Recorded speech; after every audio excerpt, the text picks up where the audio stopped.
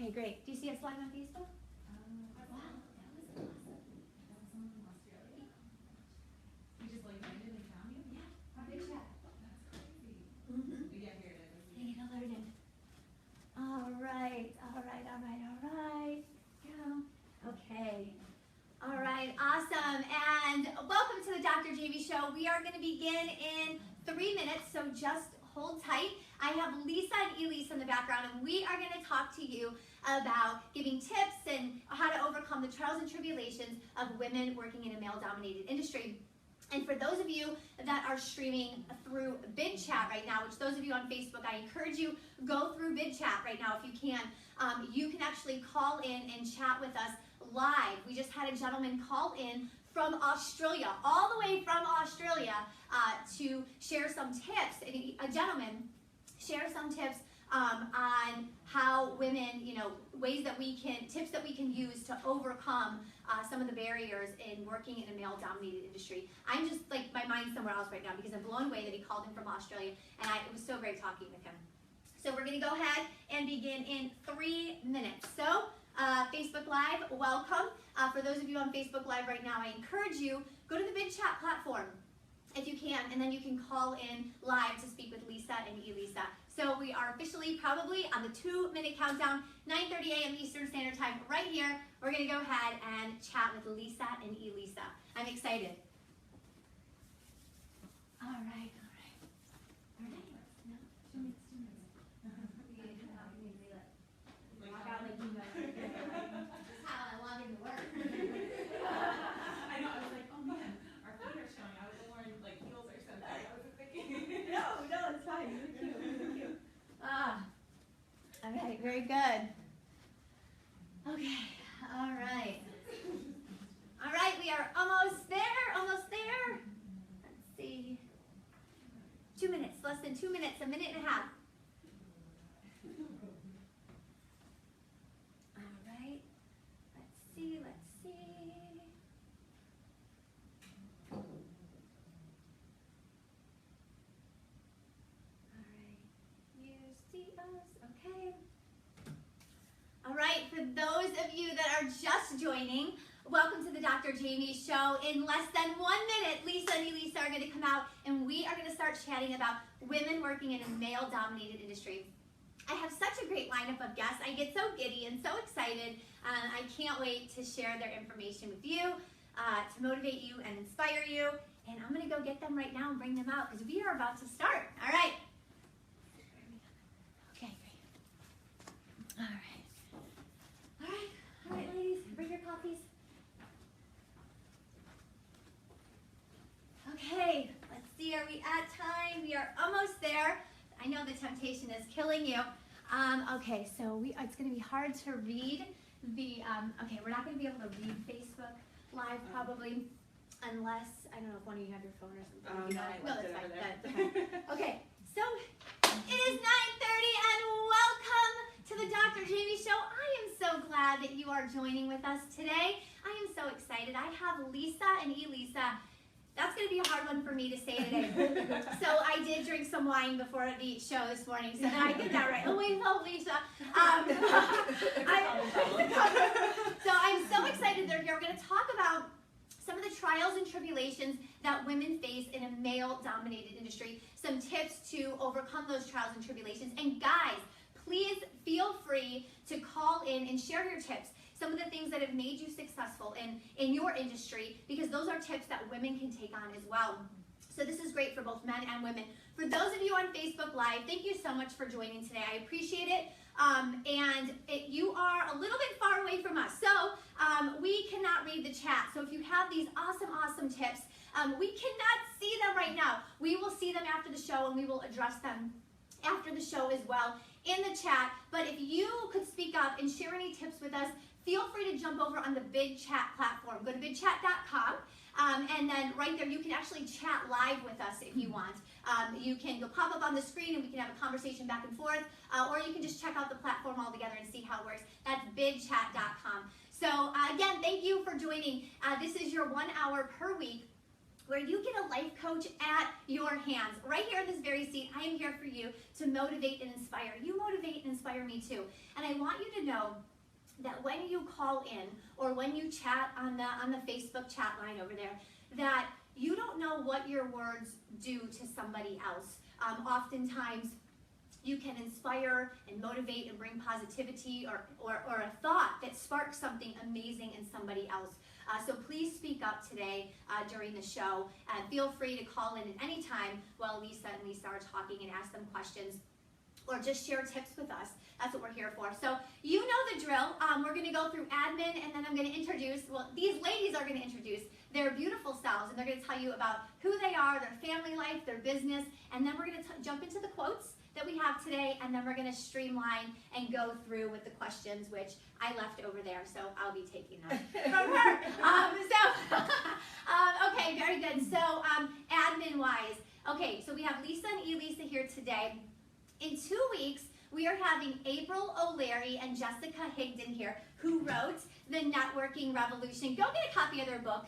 Even if you don't want to, go get it just to support them. But I am so excited. This is an amazing book. For those of you that are looking to start an at-home business, they give you the skills and the tips and the direction to do that. I do not put people on the show that I do not believe in their concepts. And if you feel starting a home-based business is for you, this is the perfect strategy, and I truly mean that. There's activities you can do throughout here, and they really tell you some of the trials and tribulations you're going to face, and also the awesomeness that can come from a home business. And that's control and freedom and working from your home. That's awesome. So check them out on December 9th. Then we're going to have a little bit of off time with the holidays coming up. I practice what I preach. So if I tell you to spend the holidays with your family, it's very important that I spend the holidays with my family. So some of the Fridays in December, I will be with my family as well. But then we are going to rebound full force in January, and I have an amazing lineup. We are already full for the entire month of January. I cannot believe it. And remember, dreams come true. I want to stop there for a second, because my dream was to have my own show, and now I have my own show. And not only do I have my own show, but I have people that want to come on the show, and it came from not giving up and being persistent. And so for those of you out there that are kind of like struggling through, is this going to work? Is this going to work? It's going to work. You've got to put in a lot of time and legwork, but dreams come true. Mine came true, and trust me, there was nothing in line when you look in the past to say, wow, that girl has everything handed to her. So for those of you, don't give up if you're pushing for your dream, okay? That being said, so let's go into January. On January 6th, the first Friday in January, we're having Day Sheridan on. Do you know who Day Sheridan is? She is a sex therapist, and we are going to talk about all things sex. That's right, we are going to blow Ellen's ratings through the roof because we are talking about all things sex, and so it might not be like a totally family-friendly segment, but adults, it is going to be super fun. I can't wait to have her. And you get to call in and chat live with her, so that'll be quite interesting. And then on the 13th, we're having Sarah Krieger here. She is a nutritionist. She is so amazing. She's been on the news. She has a book. Her degrees are in nutrition. She is an expert on all things nutrition. And she's going to set us up in line for 2017, the direction we need to go with our nutrition and health. I cannot wait to have her here. And then on the 20th of January, we're having Mario and Diane here. And they wrote a book called Re-Love-and-Ship. Grab a copy, even if it's just stop. I had the wine. Even if it's just to support them, grab a copy of their book, Re-Love-and-Ship. We're going to talk about all things relationship during this show. And something that they're an expert in is if you've gone through a divorce or a separation, how do you not bring that luggage into your next relationship with you? And how do you recover and rebound and find love again? So that's going to be really exciting. And then on the 27th, the last Friday in January, Steve Fidrich is going to be on here. Steve, if you're watching, I'm so excited to have you on the show. He is going to talk about a very personal issue, so I am very grateful. He's going to talk about his journey through depression and how he overcame it. Millions and millions and millions of people worldwide are struggling every day with depression. So if you want some tips on how to get through depression, how to overcome it, he's going to share his journey and his story and what worked for him. And for those of you out there, and there's a lot of you, and don't feel guilty, that don't understand depression, that either just don't get it or say, why don't you just be happy? Go get out of the house and go do something to be happy. That's okay to think that way, but depression is a serious issue and it's not that easy. If it was, people that were depressed would easily do that. But this would be educational for you to see how he came into the slump and how he got into his depression and how he pulled himself out. So education for you as well. But that being said, I can't wait any longer. I have butterflies in my stomach. I have Lisa and Elisa here. Yeah, see, I'm getting it.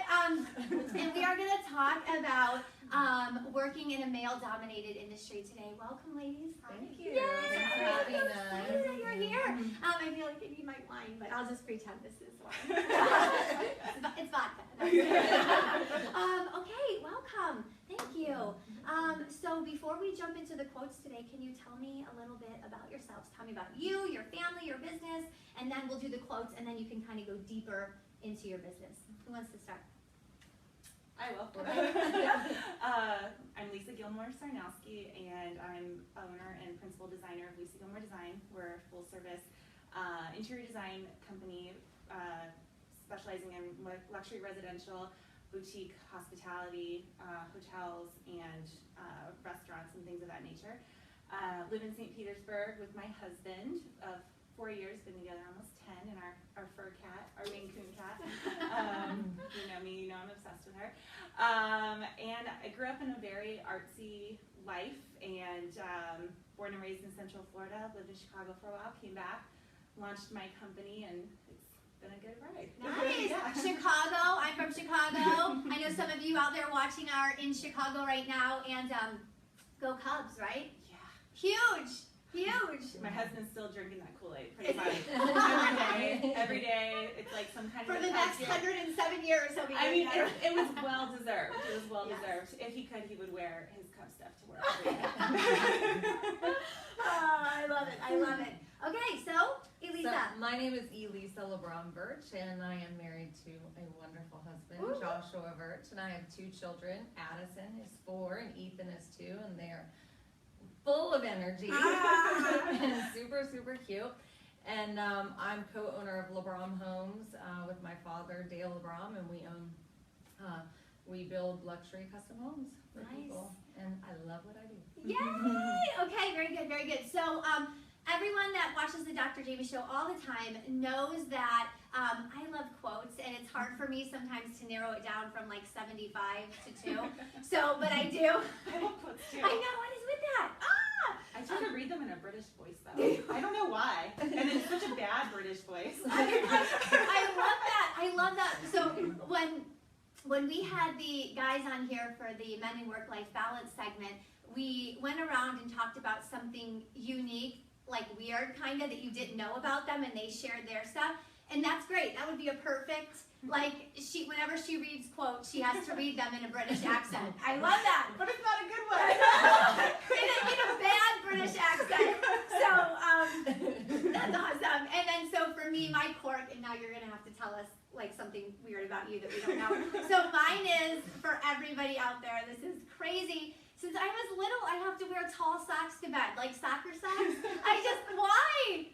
I can't sleep without these socks on. And then in the middle of the night, if I'm like in REM sleep, the deepest form of sleep, and the sock slips down a little bit, I'm like, I wake up, and I have to pull it right back up. It needs to be right over there. It's so weird. I don't know. What about you? I don't know, but I do have my husband's socks on. You do? And they are long, and I'm not going to show them to everyone. She is wearing her husband's socks. For those It was dark in the room. I reached in. I went to go put them on. I'm like, well, Well, okay, I love it. I love it. Okay. All right. So I have 2 quotes today that I'm going to read. I hope that you can hear me as I read them. I need your piece of paper. I'm a terrible host. These are like her cheat sheets, and I took them from her. Okay. With kids, they don't want to do. They don't do what you want them to do when they want you to do them. Organizations don't necessarily either. You've got to listen. You've got to learn how to influence. Is that true?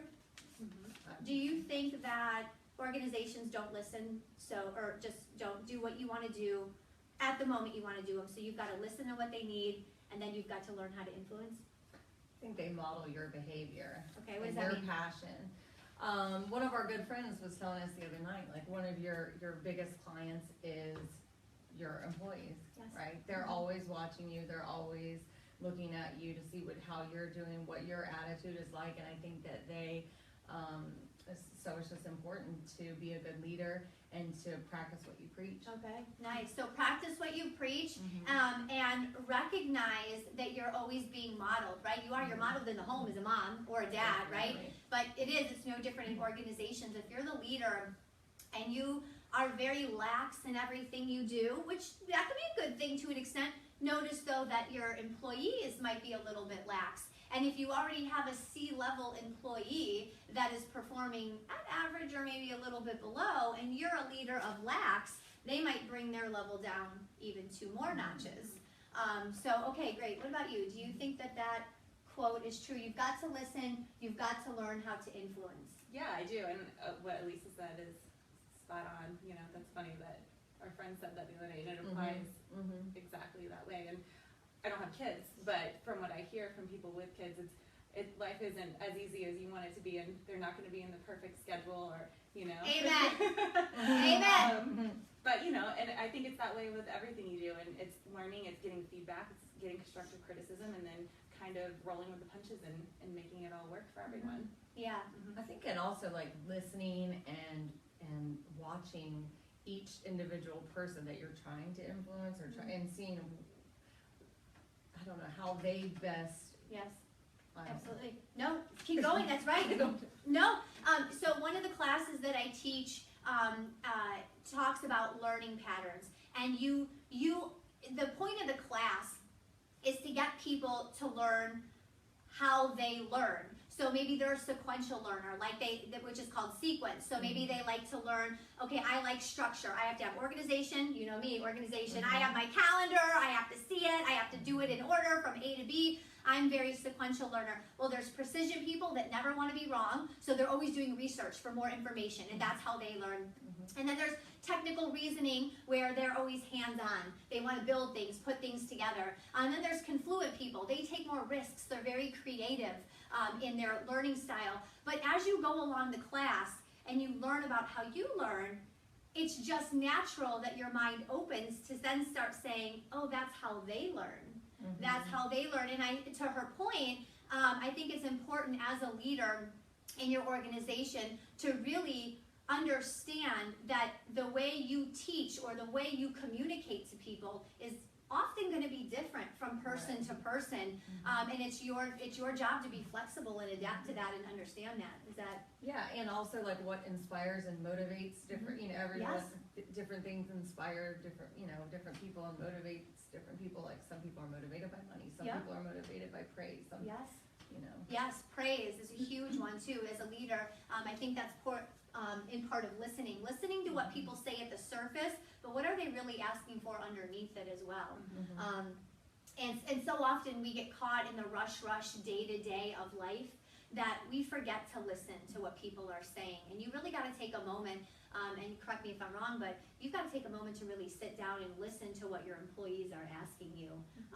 Because when they think, or when they know that you care, they're going to work better for you, and you're going to be more influential to them. And the point is that you need to learn how to influence. So. And even if they're not directly asking you or telling you, it's that emotional intelligence that women have, I think, that we can kind of see between the lines and try to help our employees in that way. Absolutely. There's a great book by Travis Bradberry called Emotional Intelligence. Look it up, Travis Bradberry, and that will give you some great insight if you're looking to heighten that particular intelligence. Okay, so the second question is, the second quote is, you can and should set your own limits and clearly articulate them.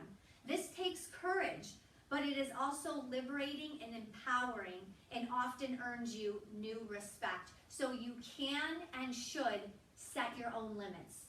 Do you agree with that? Yes. Yeah, tell me. Yes. That's something that I'm learning how to do. Okay.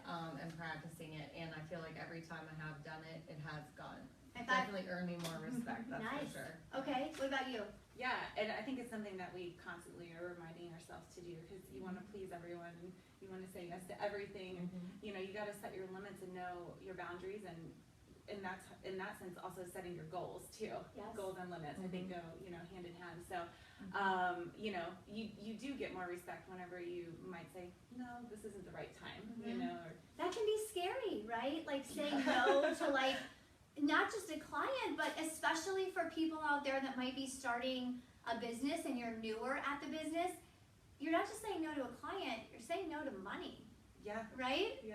Like, do you have any? Do that. Yeah? So, Okay, so what, can you give any insight, or can you share an experience of how you handled a particular situation with saying no to a client and saying no to money? I mean, it seems like as I move further in having my own business, like you, at the beginning, you just want to do everything. You want to like get your portfolio out. For me, Jack of all trades. I was one of them. I'm a retired one. And you want to be everywhere. You want to see everything, and you want to have everyone know who you are. But at the end of the day, the fact is that not everyone's for you, and you're not for everyone. So to go around and for me to do every style of design, knowing deep down like, you know, that doesn't interest me, so I'm not going to put my whole heart into it. Yeah.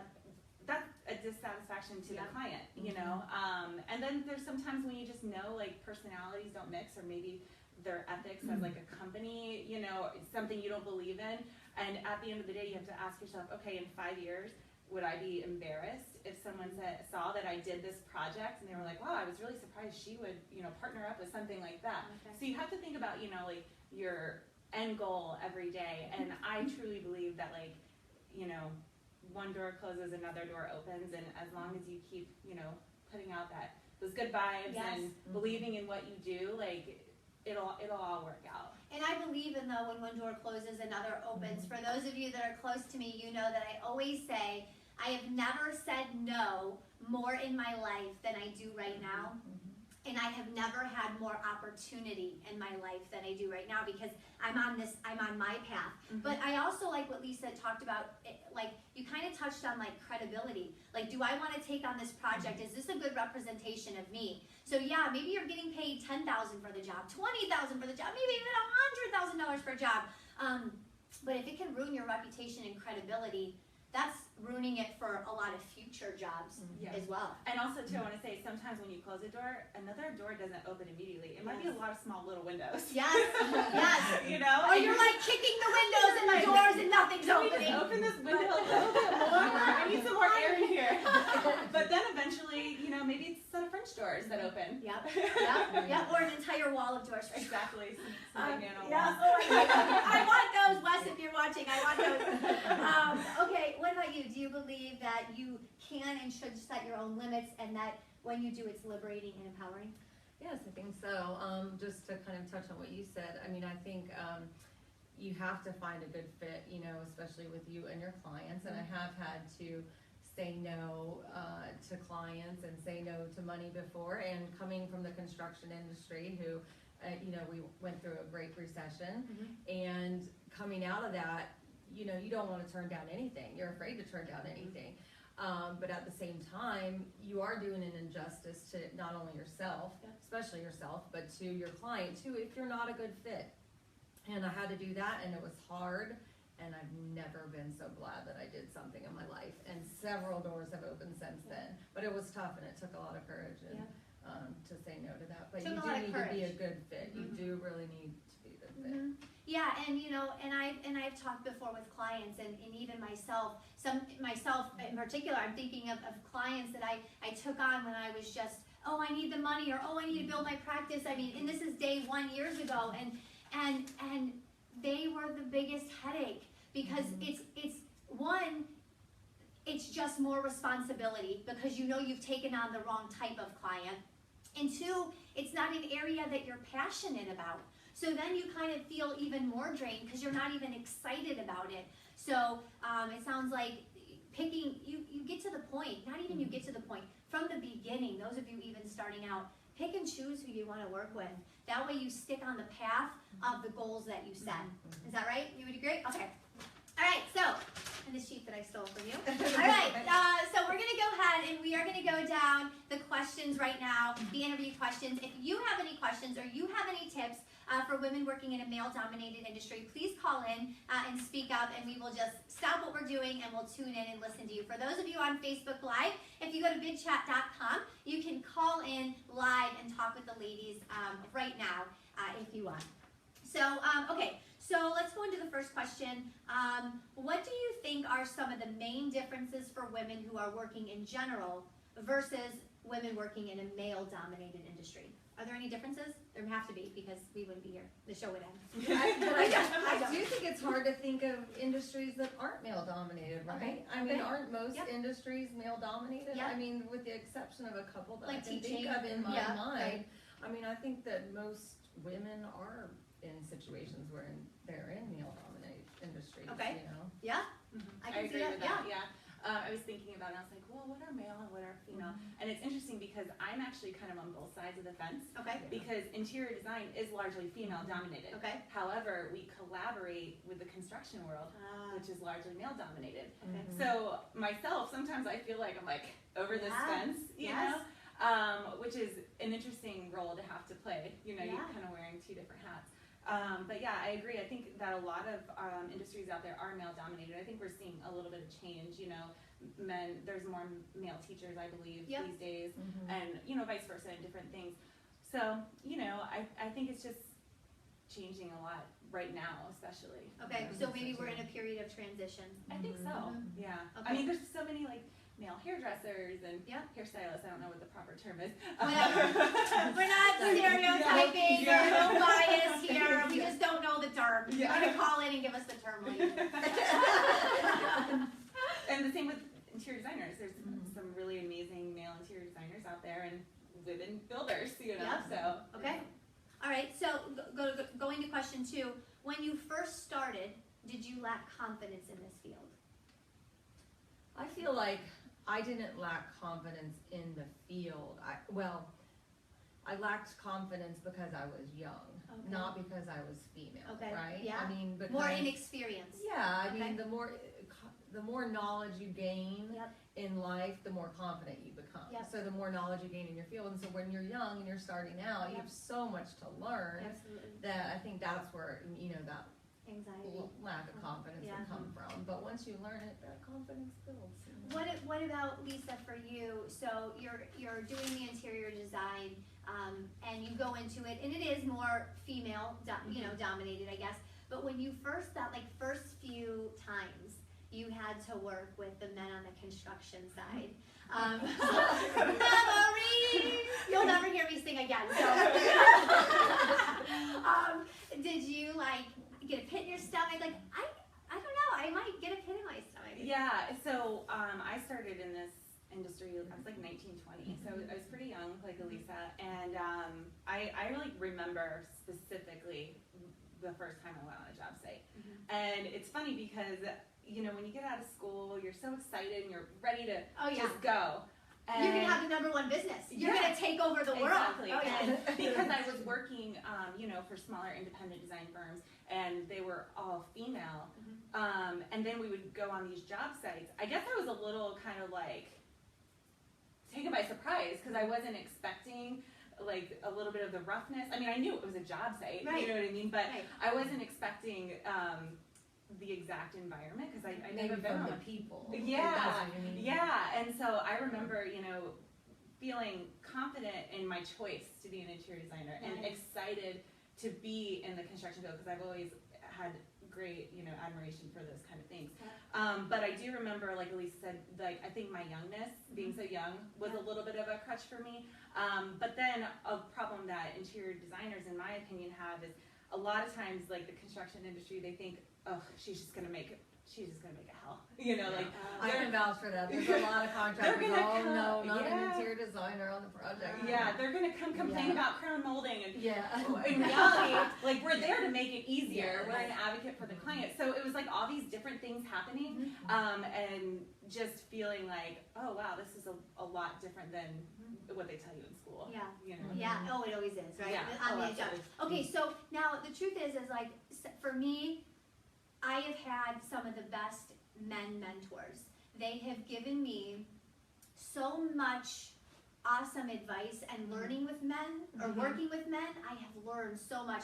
I truly think a lot of who I am, a lot of it was shaped by their advice, right? So how did you, so when you get intimidated, because there was a point when I was intimidated by guys because I just felt like they got it more than me, right? Now I have more confidence. Now I have more credibility. Now I see myself as an equal. I do.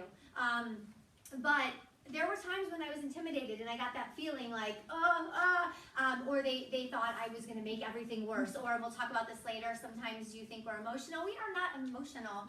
Do you hear us? But how did you get over that? Like, how do you, when they think, oh, she's just going to complain about crown molding, or oh, she's just going to make this worse. How do you like change their perception? What do you do? I tend to be a little witty at times. Okay. You know, so what does that mean? Like, I don't know, trying to think of an example, but if someone's thinking like, oh, Lisa's here, she's going to complain about that grout joint thickness, I'll just be like, well, don't you think it should have been smaller? You know, like, yes. Throw it back at. just kind of throw it back, you know, like, yes. Or if it's something where it has to be redone, you know, I'll just be like, well, you know, if it was you and your family living here, like, what would you want? You know, like, I just kind of throw it back a little bit, and, you know, I feel like people respond a little better to, like, I don't want to say jokes because it's not a joke, but, you know, a little bit more like a light humor. Okay. Yeah, exactly. Okay. So, you know, I just try to be nice and bubbly and be like, so yeah, you have to do that, and bye. They're gonna want a toilet in the bathroom. No, wouldn't you want a toilet in the bathroom? Okay.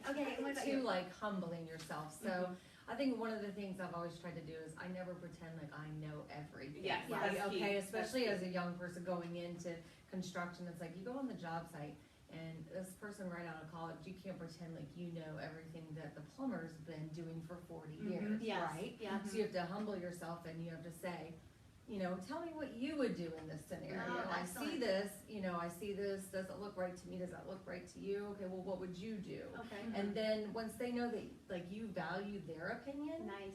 then I think you get a mutual respect and they think, okay, you don't think you're a know-it-all, Yes. you know, hot shot. And it takes time too. I mean, whenever you're building your career and working with different trades, like, you're getting to know each other. But now, I mean, I've had my company for 5 years and my subs know what I expect. Yes. So I don't even have that issue anymore, you know, because Nice. it's like, hey Lisa, they pick up the phone, like, this is a little weird. I think you probably want this. I'm like, yep, that's it. Go ahead. Okay. So good. you build a relationship, Definitely. and like they just start to know, you know, how you work, Nice. and it's respect. Yes, it is. Okay, excellent. I love it. Okay, very good. All right, so, and it's so funny. This is the next question. This is what I was just thinking.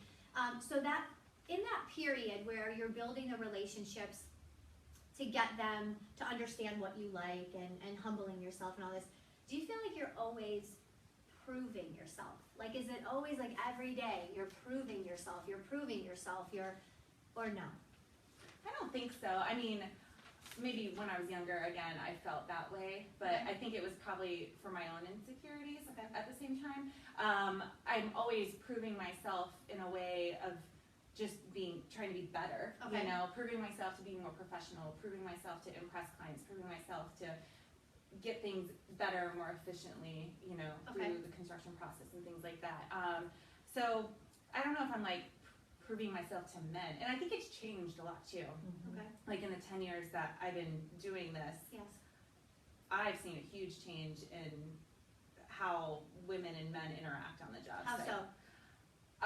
Well, specifically, I think this is one of your questions. I feel like we're kind of jumping around. Back when I was, 20 years old, I went to a job site for my boss to check in and do a little punch list and asking questions, not going in thinking I know everything. And the sub just was like eating me alive. He like was a few words short from calling me stupid. I was just like, I'm just here to do my job, you know? And I was so like naive and so young, and I didn't have a voice yet, which plays a huge part in it, you know? And I mean, as a designer, I like fashion, so I feel like they probably look and be like, who's this girl showing up in a pencil skirt and bling on a job site? And I'm like, I don't care if I get a little dust. I can dust it off, you know? Just a little though, because Just a this is little. brand new. So, you know, it was harder, you know, and I'm sure it was because I was young, I was female, and I was a designer. So, you know, they were probably like, I don't want to explain to this girl what I'm doing with this electrical work. So it's probably frustration on their point that this young girl was there to begin with, not really knowing. But I remember I like left crying. I was so upset that, you know, this person was so just mean to me, and I couldn't believe it. And I remember thinking to myself, like, oh, I hope it's not like this forever. You know, I don't want to feel this way every time I come to a job or feel like I have to prove myself. And I will say that it's all on who you surround yourself with, professionally and personally. And all the contractors, male and female, that I work with now, it just doesn't exist like that anymore. Nice. You know? Well, and having a voice, I think, is what I'm hearing as well. You know, when you are younger, and for those of you that are starting out that are young, don't worry, it gets better, right? It does get better. You're gonna screw up a lot, though. Yeah, even when you're older, you screw up a lot.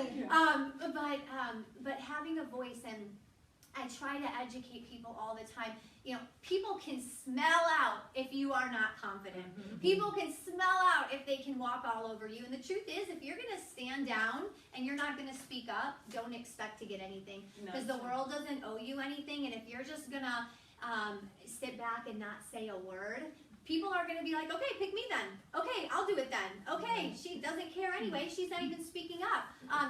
For guys too. I mean, if you're not going to speak up and stand your ground, people aren't going to respect you. I do think, male or female, you have to earn respect, and that comes with a little bit of time. You're not going to walk in at 19 years old and demand respect. And I mean, and the truth, and people, I can understand. Like, if someone was coming in, it might be hard for me to tell them, like, all of the steps. Here's what I do. This is how you do it. Like, and especially if you're on deadlines, you know, you don't want to sit there and explain to what you think is a little girl at the moment. I don't want to tell her. She knows nothing about engineering or electrical. And assumptions on their part, and wrong, perhaps, but, you know, you've got to have a voice. You got to understand where other people are coming from. So, okay. What about you? Do you always feel that you have to prove yourself, or was there a period of time? I do. I still feel like that every day. Okay. But I think in a good way. Okay. I mean, for me, I feel like, but I'm proving myself for me. I don't feel like I'm proving myself for anybody else. So is that I want the to prove difference? that I can do it. I can do this. I can prove myself at home with my children that I can do that. And I can do this in my work career. You know, just. But I think I like proving myself. So you're okay. So that's the difference, right? So you are proving yourself every day, and I feel like I do too. Proving yourself to you, not feeling like you have to prove yourself to the world. Right. And early on, did you feel like you were trying to prove yourself to the world, or that never? Well, you know, I do. When you guys were talking about this earlier, I thought I remember being in a scenario when I was pretty young, maybe 23, 24, something like that. And being, at this time, I was in pharmaceutical design, clean rooms, which is really weird. So fun. Everything is white. And I remember being flown to, you know, I think it was like Indianapolis or something like this. And my company at the time sent me to this meeting. And I'm in this meeting with, like, I bet there was 20 men who were between 50 and 70 years old. Oh, it's me now. I was the only female, and there was one younger guy who was around my age, and they were all listening to me, like, and I'm like, Oh my gosh. fake it that's till you so make it, nerve-wracking. fake it till you make it. Was I intimidated? Sure, you know, but what was I gonna do? You know, I literally did. And I remember my a boss even before that. He's like, do you know why I send you on these, you know, appointments and not so and so? And I'm like, why? He's like, because you can fake it if you have to. Like, he's like, you'll got it. You know, you'll just. That's interesting. And so when you're young, sometimes that's what you have to do. Well, I think even now, like, that reminded me of, so in March, I spoke at a conference with Venus Williams. That place was packed. I spoke to 5,500 women. And I remember getting on the stage, and there were all these women. And I'm like, and the thing is you humble yourself, because you know, you're up there speaking, you're the expert, but you're speaking for women that are amazing, or men that are amazing. I mean, these people have done profound things, and you go up there, and so I remember getting up there, and I was like, oh my God, like, oh my God, and that's all I remember was, oh my God. But then I said, get it together, Jamie. Come on. You are the expert in this. They may be great at this, and they may be great at interior design, and they may be great at this, but you are the expert at this. You know this, and I killed it. And my book sold out, and people stood up and gave me an ovation. It was awesome. But I did. I had it for like a second. Fake it, like, or bring that confidence to the table. Like, you know this. You got this. So I can relate. But then once you get on the roll, it like just keeps going and going. So okay, all right. Was there ever a point where you did not feel a man took you seriously? How did you change his perception or increase your credibility? And I guess it doesn't even have to be a man. It could be a woman that's maybe significantly senior to you. How did you, with her perception of you, I guess, make them take you seriously or build your credibility? I think I can think of an instance more with clients, Okay. a male client. Nice. That I can think of that, I just think that, he didn't have that respect for me. I don't know whether it's because I'm younger than him, whether because I'm female, I'm not sure exactly, or maybe he's just a bully type of person. Yeah. Which is often the case because men, most of you are awesome. Most of you are great. And it's just, and females can be the same way. I think you just gotta stay strong, and how did you be true to combat yourself. his bulliness or whatever it was? Come back and Okay. meet that, Okay. and don't let them push you around Okay. at all. And does that come from setting expectations, sticking to your word? Yeah, sticking to your word, and also, but not letting it bother you. Okay. Not letting that person have control over your emotions for that day, and just, compartmentalize it. But yeah, I mean, and definitely, I think everyone's probably experienced that where someone doesn't take you seriously or somebody, bullies you. You just gotta be true to who you are and compartmentalize it again. Yeah, absolutely. There was so maybe my second time on Bay News 9. This was actually going to go, if I ever wrote a second book, I was going to give this wonderful man a shout out. It was my second time on Bay News 9. We were talking about, I don't even know what it was. It wasn't even very political. It was just a regular light subject. And everyone went in, liked it, and this guy randomly on I don't know if it was under Bay News 9 or what, anyways, it ended up somehow on Google, and he wrote, this girl is bashing America. Let me tell you, I never talk politics, and secondly, if I was going to bash anyone, it would definitely not be America, especially since I live here and everyone would bully me if I did that. No!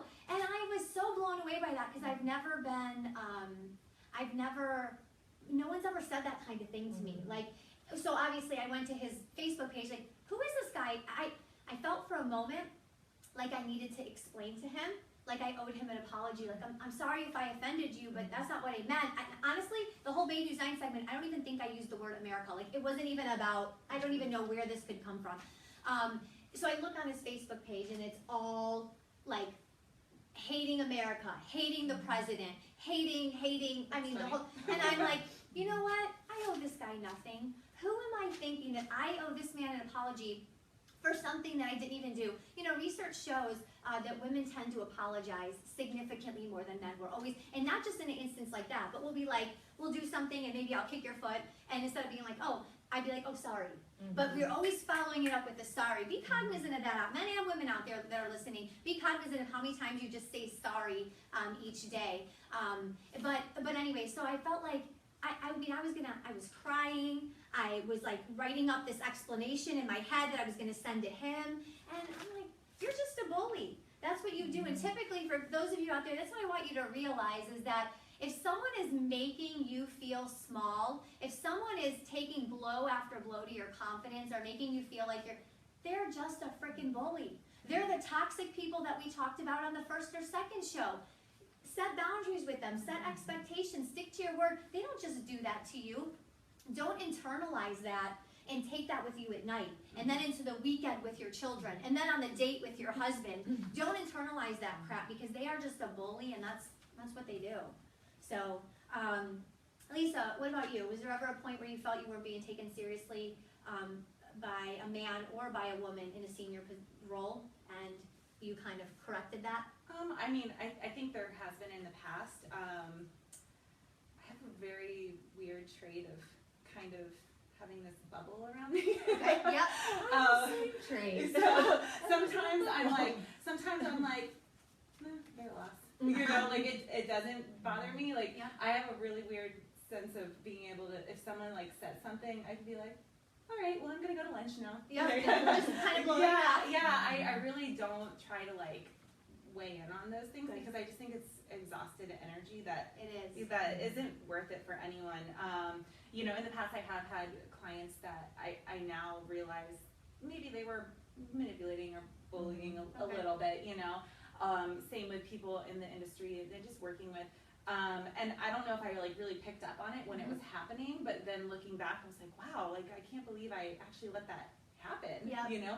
So now I do feel like I'm a little bit more assertive up front, setting boundaries, you know, this is our hours of business, this is how we work, this is what we do. I need you to actually sign off on this. Yes, yes, so I it's love that. clear understanding of what's going on. I do think there's also, you know, in the design industry, it's a very strange industry, like, because we're all creative people, and I do see a little bit of people always trying to one-up and prove over each other, which I think is really unfortunate because there's enough clients for everyone. Can we all just be friends? Yes. Like, I think that's the one thing There are a lot of people out there. Yeah, there are. People in the world. And some of them love all different types of design, and one's for you. So I think that's like my biggest pet peeve that is an ongoing thing. And I do feel like I am always trying to like prove myself in that point, like, oh, well, we can get along, we can be friends. And the fact is, like, maybe we wouldn't be friends. So I just need to stop doing that. Yeah. You know. Okay. But Excellent. I was going to say something about the. I went off No. When you brought up expectations, so a tip I was going to share based on what she's saying is, okay, if you say your hours are 9 to 5, those are your hours. That doesn't mean 5:30 at the dinner table with your family. So set those boundaries with clients. Get them to sign off on things. That's going to be very important in your business as well. To really earning your credibility is sticking to what you say in contracts with clients. And you know, sometimes you feel like, oh, I got to go above and beyond. They got to go above and beyond. But really, you're blurring that boundary that you're trying to set when you're doing above and beyond. Above and beyond can happen during 9 to 5. It doesn't have to happen at 6 o'clock on a Sunday night, because then those clients can manipulate you. So making sure that if you have contracts and things like that, that you're very upfront initially. One of the things that I can tell you really is hard, can be very hard, is if you just kind of like, oh, they're my friend, or oh, I got a referral. These people are going to be so nice, I'm not even worried. And then you're very laissez-faire initially, and then before you know it, this is the client from the depths of hell, and you're like, oh my God! I mean, it's happened to all of us. So even with the best of the best clients, making sure that initially you are very upfront with them, you get them to sign everything, and then you can be all fun and happy-go-lucky. Just sign this before I get nice to you. Because people can turn on you, especially when it comes to money, for sure. So, okay. All right. So, what is the difference between assertive and aggressive? And what are some tips that you can share on being assertive but not coming across like bitchy? I'm gonna have to go to her on this one because I am still very much learning how to be assertive. Okay. You know, aggressive, I know I'm not that, but assertive is something that I am working on. Tell us though. I think it's hard for me to be assertive. It's just not my natural way to be. You know, I am that way with my children. Some could use some help there. It's just not my natural tendency to be like that, I don't think. And so, especially with employees and things like that. And so, you know, I'm just learning. And I want to hear what Lisa has to say about the differences between assertiveness and aggression. But for those of you, especially men out there, whether you're typing in the chat on Facebook Live or on VidChat, if you can call in and give us what you think the difference is between assertive and aggressive, we'd love to hear from you as well. So what do you think the difference is? Well, I think a lot of it is tone. Okay. Your tone and how you handle people. Because again, it's all about being respectful. And I wasn't always assertive, thanks to Dr. Jaime. I learned that. And you know, it's just about setting boundaries and being realistic and really explaining why you have these things in place. You know, and so you know, if you are working, for me, you know, when we do a project and we are going to the construction industry with our project, we have our drawings, we have our specs, we have everything that's going in. You know, we try to like just make it a fine-tuned book of what's going to happen, and then we bring it to them and say, okay, this is how it is. Bringing it to who? The contractor, Okay. or this trade, or whoever it is. Okay. You know, this is what we want to do. This is how it is. Do you have any suggestions? You know, I think it's always about communication. You know, understanding that at the end of the day, like, if you have an end goal and how you want it to be, like, keep that in your mind. But also, like you mentioned earlier, you know, you have to be humble and you have to say, hey, you know, you've been doing this before, and I actually haven't been in a building of this type. Do you think this lighting application works? This is what I'm trying to achieve. You know, so, you know, and I think being bitchy, it's just a mean attitude. Like, that's pretty simple. Like, just don't be bitchy. Right, yeah. You know? So being very cognizant of your attitude. Yes, absolutely. And just how you carry yourself. You know, you can, don't walk in like you've been running the show for 20 years and eye rolling, hands on the hips, body language is like 95%.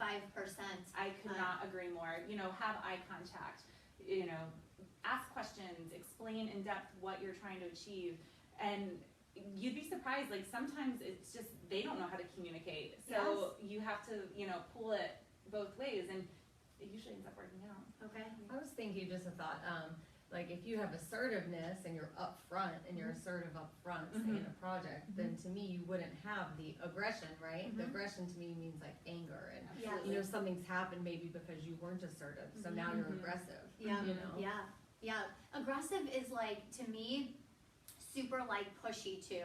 Right? You're like, really, this is how it's going to be. I don't care what you have to say. This is the way it's going to be done. No bending room. I think that's key in assertiveness, is you can still be assertive, but you can be flexible. You can adapt. You can humble yourself. You can still be kind and empathetic. So yeah. I think assertiveness is also clarity. Like being clear. Just being as transparent as possible so everyone at the end is happy. And probably understanding, taking a moment to listen, we talked about that earlier, to what they're saying, and maybe even tune into their personality style or their learning style, like we were talking about earlier, and adapt so that you can communicate clearly to be assertive. Right. Excellent. Okay, all right, so I'm going to put you on the spot really quick. Okay, so tell me one thing that you can do to work on being more assertive. You said it's kind of out of your comfort zone. So what is one thing that you'd be like, you know what, I'm going to give this a try? She didn't know I was going to do this. She's probably going to say that. We'll have an after scene. She'll be like, Jamie, what are you doing? No, I mean, I think just getting the confidence to do it, and just, one of my friends told me a long time ago, don't think about it, just do it, you know, and just making it happen, and I feel like I am definitely starting to be much more assertive in my I think you are. I think you are too. I hear conversations you have, and I'm like, ooh, good job, girl. Write that tip down. I just think it's just like trying a new nail polish. Just do it, you know. Just you know. So I think that's it. Just trying it out, testing it out, see how. And I feel like the more assertive I am, the better result I get.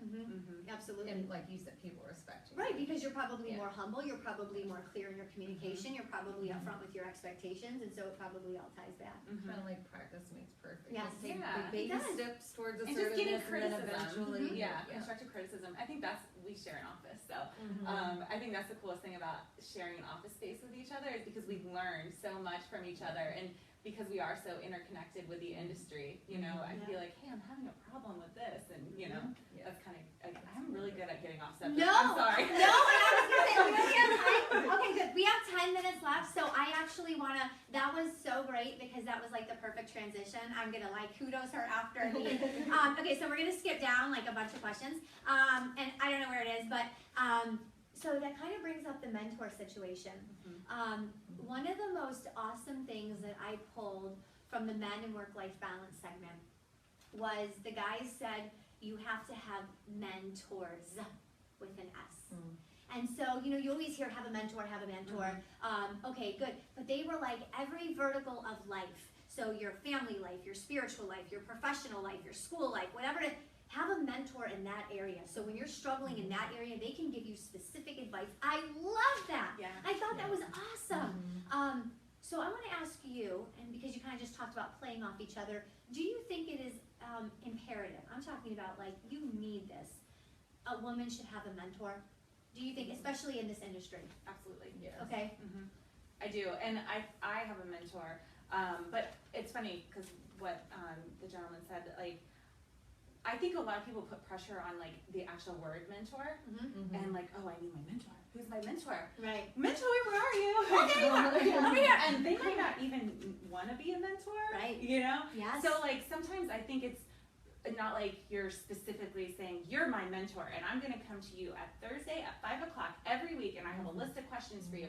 It's sometimes a subconscious thing, you know, personally, professionally, and stuff like that. And I have mentors in all aspects of my life that they might not even know they are my mentor, you know. But I really admire them, and you know, and then sometimes you don't even realize it until you're like, wow, I really admire this person. I really have a lot of respect for this person, and they really help me through a lot of challenges that I face, and they celebrate with me too, because that's also the other important thing too. I think a mentor is someone who not only helps you get through the hard stuff and gives you their experience, but they want to celebrate you and they want to celebrate your achievements. And you know, it's someone you can go to and say, oh my gosh, this horrible thing happened to me today and I just don't know what to do. Or you can be like, oh my gosh, this amazing thing happened. And they're just genuinely happy for you. Exactly. So I think that's the important thing, and don't get caught up on like finding that specific mentor and this is what they need. Like, because there's qualities that everyone has that will have different things. I love that. I love that. Not sticking, it doesn't have to be this traditional, and we talk about that with exercise. It doesn't have to be 0 minutes or 60 minutes. If you do 10 minutes on an app in your living room, that counts. Same thing with the mentor. It doesn't have to be this perfect person and you found them and you're every Thursday at 5:30, you're asking 10 questions. It doesn't have to be that way. That maybe it's someone you just call upon. Maybe it's just once every 6 months when something comes up, or maybe it is more frequent, but it doesn't have to be scheduled. It doesn't have to be perfect, right? That's what I'm hearing. There can be a little bit of flexibility in it. What do you think? Do you think women should have a mentor, and specifically in this field? I definitely think so. I think I was very lucky enough to have my father as a mentor, just kind of a built-in mentor as far as a career and construction and everything like that. But kind of to your point of, you know, mentors in every aspect of your life. You know, my mother is equally a mentor in my family life and my family role and spiritually. And like you said, not everyone might not even know that they're a mentor to you. I told one of my friends the other day, I said, you're my mentor, but you just don't know it. You know, and she really is, because I watch her. But I do think it is important, you know, I should reach out and say, hey, you know, I really watch you and your behavior and how you do this and that, and maybe you can help me.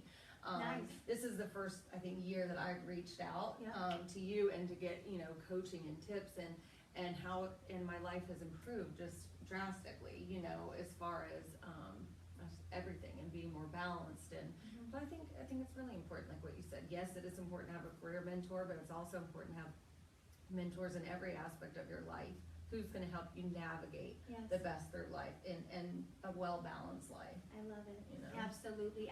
Now, so what would you say before we close to, well, actually, I do want to ask you this really quick. Do you think it would benefit a woman in this industry? Maybe she's got a bunch of women mentors, but do you think it would benefit her to have at least one male mentor to kind of get that perspective? Definitely. Yeah. Okay. I reach out to men all the time. Okay. You know, I'm like, hey, so I don't really know what that means. Right. Thank goodness for Google. Yeah. Man or a woman?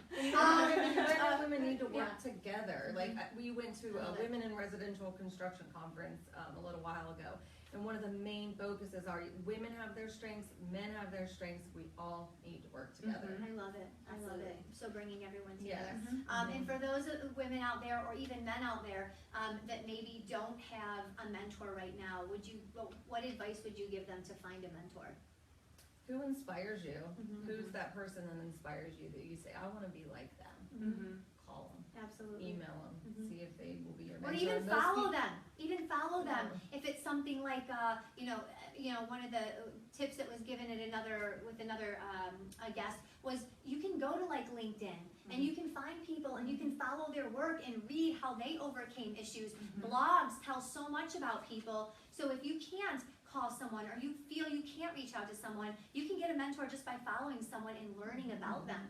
That's one of my favorite things to do, actually. People that I really admire, I like to just learn about how they got where they became, and it's so interesting because everyone has different stories and different backgrounds, and I'm always like so happy when I'm like, oh, they were a waitress too. Yeah,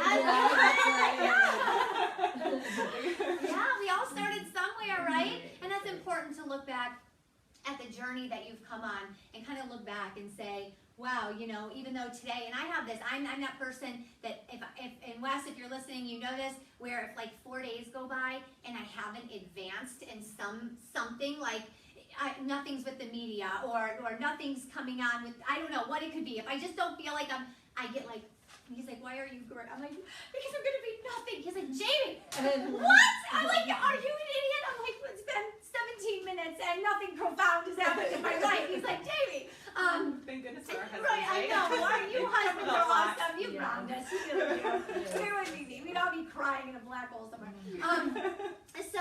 But I take a step back, and you've got to look back to where you started, and look at how freaking far you've come. It's amazing the steps you've taken. So when you don't feel like you're making progress, because 17 minutes have gone by, and Ellen hasn't called you, that's okay. Just kind of looking at how far you've come. Okay, so we are at time, but really quickly, one quick thing that you would like to leave with the viewers. What's one thing that you would like to say in general at all that you want to leave them with?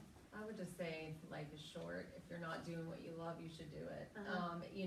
If you're not in a career like where you're feeling trapped or something like that, if you're not in a good place, there's plenty of other jobs. Now, I'm not saying leave your job without another job and lie. Don't be irresponsible, but do what you love. Life is too short not to. Amazing things never come from comfort zones. Yes. Oh yeah. So true. It's my favorite thing to tell people. Yes. Yeah. When you start feeling comfortable, like, it's good to feel comfortable, don't get me wrong, but you always got to push yourself a little more, and some of my best work, my best relationships, my best anything, it's whenever I'm like, ooh, this makes me really nervous. But you just have to push yourself, and you have to keep learning. And it brings you to that next level. Thank you so much for taking your time to join the Dr. Jaime Show. Thank you, Elisa and Lisa, like it. The alcohol is wearing off.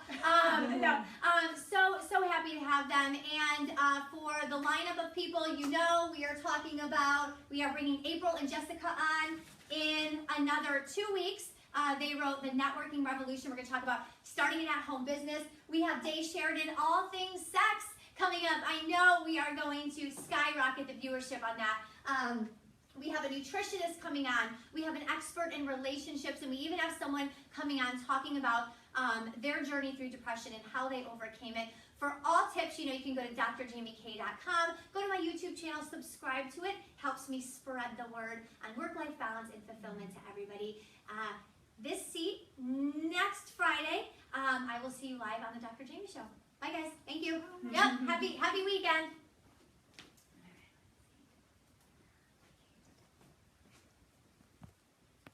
Hello.